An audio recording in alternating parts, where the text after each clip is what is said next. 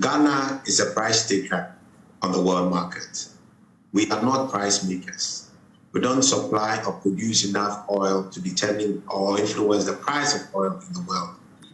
And that won't change anytime soon. So we are actually just taking the effect of the general global situation, which is also ingrained in very strong economics. We already are debating a transition from oil and gas or fossil fuels. So investments going into fossil fuels are pretty low. The main OPEC operators are very clear in their mind that they have quite a shorter lifespan as far as their ability to control and command the dynamics of the community going forward. So this is Christmas time. This is the only time that they can optimize returns. They are not boosting supplies to help impact the price downwards. So nothing much is going to change. When you look at the prices today compared to what it was last year, it's a 110% increase on, say, the world prices for diesel. Compared to pre-COVID, it's about 18 or less than 19% increase. There's been a hit. They are going to recover. On the pump market side, today as we speak, we're still in the old, we are starting a new window, which starts today. We're looking at 39% and now going to be about 42% compared to what pump prices were last year. If you look at our price structure in Ghana, taxes account for close to 40% of our pump prices. It's going to go down a bit because what market prices have gone up, and possibly we're also going to see a reduction in the price stabilization recovery levy. There are a few things government must do, and government often loves to react. These are things they should have done years ago. We've been talking about it, but nobody listens till there's an urgency. The key thing here is your exchange rate. It's one of the ways you can influence your prices. The other one is for you to rationalize your taxes.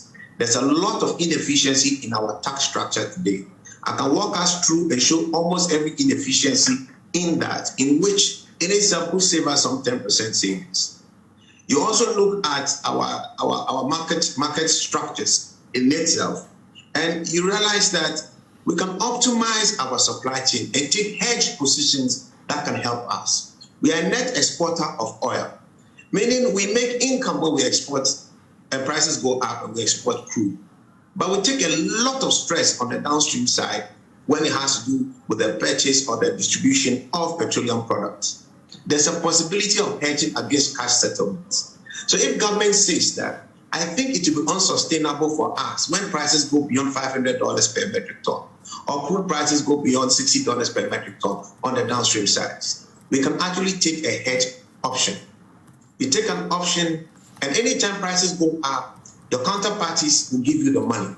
When they give you the money, you also reduce your taxes, so you also don't lose on the tax front or the revenue part of government, while still making a big break on the upstream side.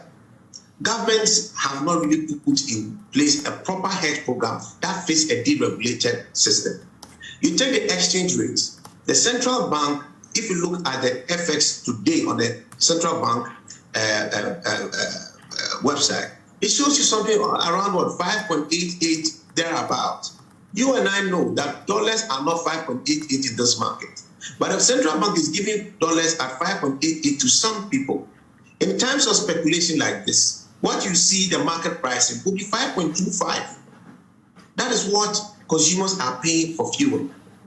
But if the central bank is able to give others this 5.88, why don't we have an FX market for the oil market, so that the government from time to time can intervene and supply FX, which is being used to buy chopsticks and the kotoje? Rather direct that towards oil specifically, so we can reduce the prices of fuel. That alone can reduce prices by about 4%. We haven't seen proactivity on the part of the central bank. The Chamber has and the Association of Bankers have filed proposals to try and mitigate these things from time to time. We've still not had proper cooperation from the central bank. I hope that in the next few weeks we'll probably get some attention from them that can help solve this problem.